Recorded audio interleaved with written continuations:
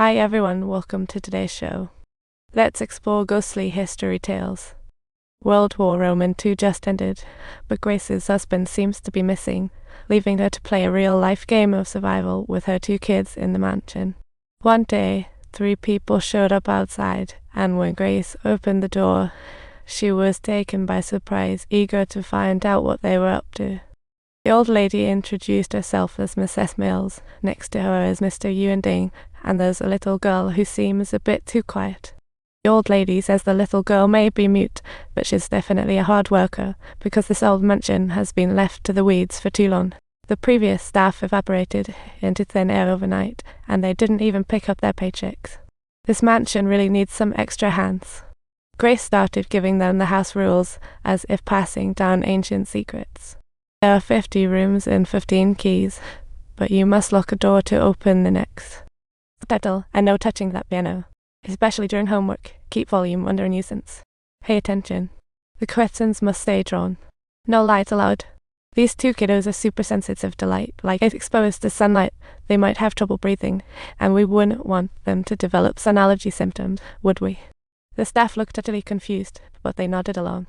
The next morning, while making breakfast, they overheard the kids arguing about their dad. The daughter insisted that Daddy will come back and claimed that Mommy might have gone a little crazy. Just then, Grace walked in, and the little girl seemed to shrink back in fear of her mother. The conversation came to a standstill. Grace called the maid over, only to find that the job ad was still sitting in the mailbox, the postman hadn't shown up for days. So they basically wandered by, thinking this mansion must need some help, and they literally stumbled in. The maid also explained she had worked here before, and it was the happiest time of her life. Grace thought, maybe it really is meant to be. However, after the staff arrived, strange things kept happening. One day, Grace heard the boy say his sister was scaring him with ghost stories again while teaching.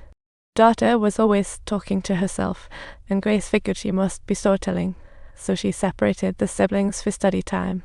But soon after, Grace heard crying coming from upstairs. Thinking it was her son, she rushed upstairs, only to find him studying diligently. She quickly darted over to her daughter's room, but oddly enough, the little girl was quietly reading too. Grace thought maybe she was too strict, and the daughter was afraid to tell the truth. After asking a few times, she got the same answer.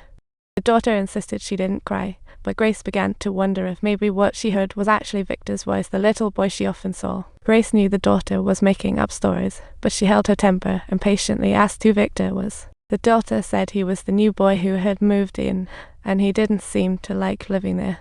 She also mentioned that Victor's dad was a pianist. She said she just told his dad not to touch the piano, and that made Victor angry. After listening to all of this, Grace felt utterly incredulous and accused her daughter of talking nonsense, yet the daughter firmly maintained that Victor truly existed and had just walked out of this very room a moment ago. Grace suspected the staff had a hand in this, but the maid claimed she had been busy outside the whole time. Soon after, the daughter woke her sleeping brother, telling him someone was by the window. Terrified, he begged her not to scare him, mentioning that Mom forbade them to open the curtains. The sister claimed that it was not her who opened the curtains, rather, it was Victor playing a mischievous trick. The brothers terrified at her words. The sister tried to prove she wasn't lying by having Victor touch her brother's face, but just as she said that, a hand really stretched out. Hearing her son scream, Grace rushed into the room, only to find her son almost fainting from fright. She couldn't stay calm, forcing her daughter to recite the Bible 100 times till she admitted. On the 3rd day, the daughter was still diligently reciting her texts on the staircase, and Grace was once again driven to distraction by the commotion upstairs. The sounds were like a few people moving around, and she thought it was the stuff cleaning, so she asked the maid to check. But a short while later, she heard the racket upstairs again. Even the chandelier was shaking.